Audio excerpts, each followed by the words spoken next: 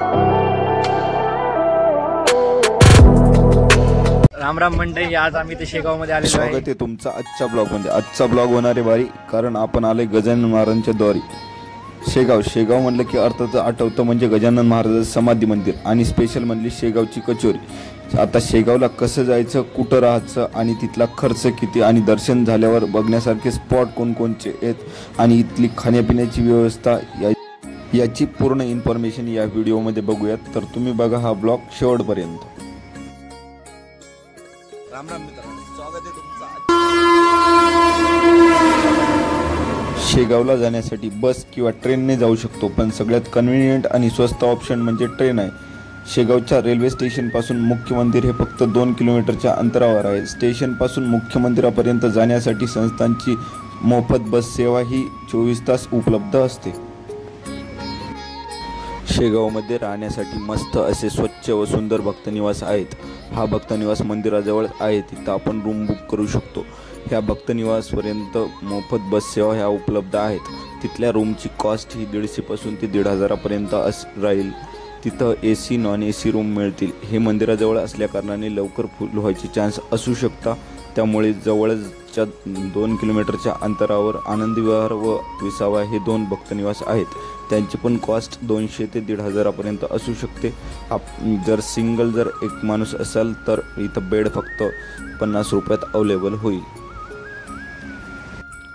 आणि इथपर्यंत येण्यासाठी शेगाव संस्थांची मोफत बस सेवा ही चालू असते। नाश्ता झाल्यानंतर आम्ही निघालो गजानन महाराजांच्या दर्शनासाठी आणि मंदिरामध्ये जिथं गजानन महाराजांची मूर्ती आहे तिथंच समाधी घेतली होती असं म्हणतात। दर्शन झाल्यानंतर मंदिर परिसरातच महाप्रसादालय आहे, जिथं आपल्यासारख्या येणाऱ्या भक्तांसाठी संस्थांकडून मोफत सोय केली गेली।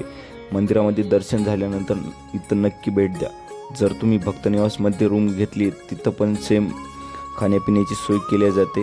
नाश्त्यामध्ये इथं चहा उपमा इडली असा मेनू दिला जातो आणि भक्तनिवासमध्ये सकाळच्या नाश्त्यापासून ते रात्रीच्या जेवणापर्यंत सोय केली जाते।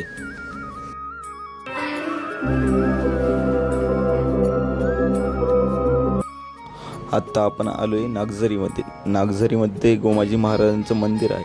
असं म्हणतात की गोमाजी महाराज हे संत गजानन महाराजांचे गुरु होते। हे मंदिर गुफेमध्ये असून तिथंच त्यांनी तपस्या केली होती। हे मंदिर खूप प्राचीन मंदिरापैकी एक मंदिर आहे। गोमाजी महाराजांनी जिथं तपस्या केली होती तिथंच हे मंदिर बांधण्यात आलेलं आहे आणि मंदिराच्या बाहेरच गोमुख कुंड आहे, जिथे गरम पाण्याचा स्रोत असतो। हे स्थान आंघोळी करण्यासाठी वापरता।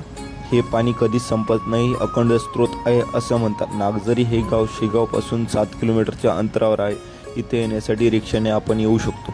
आणि शेगावला आले म्हटल्यावर इथली स्पेशल अशी शेगावची कचोरी खाल्लीच पाहिजे, कारण की महाराष्ट्रभर एवढी फेमस आहे की काही विषयच नाही।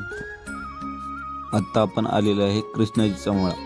या स्थानावर संत गजानन महाराजांनी ब्रह्मगिरी गोसावी यांचे गर्वहरण केले होते, कारण की असं म्हणता ब्रह्मगिरी गोसावी हे फार गर्विष्ठ होते। त्यांचा गर्विष्ठपणा उतरवण्यासाठी संत गजानन महाराजांनी जळत्या पलंगावर बसून त्यांचा गर्विष्ठपणा कमी केला होता। ह्याच प्रसंगाच्या खूप साऱ्या अशा पेंटिंग इथं लावलेल्या आहेत, ज्या की घटना घडलेल्या आहेत त्यांचे पूर्णपणे वर्णन केलेले आहे। आता आपण आलेलो आहे संत गजानन महाराज प्रकट स्थानावर।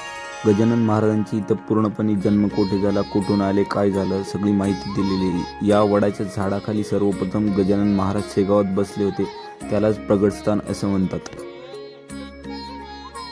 इथं आणखी एक बघण्यासारखा स्पॉट आहे, ते म्हणजे बंकट सदन, बंकटलाल का घर, जिथं गजानन महाराज जास्तीत जास्त वेळ घालत बसत असत। बंकट सदन ही गजानन महाराजांच्या प्रगटस्थानाच्या एकदम जवळच आहे। येथून 5 किलोमीटर अंतरावर प्राचीन शिवमंदिर पण आहे। शेगावमध्ये फिरायचे असल्यास पूर्ण 1 दिवस आपण फिरू शकतो। शेगावमध्ये प्रसादालय आणि भक्तनिवासमध्ये खाण्यापिण्याची व राहण्याची व्यवस्था पूर्णपणे केलेली आहे। मंदिरामध्ये दर्शन झाल्यानंतर मळा, बंकट सदन, आनंद सागर, नागझरीचं टेम्पल आणि गोमाजी महाराजांचं मंदिर हे सगळे स्पॉट आपण अनुभवू शकतो।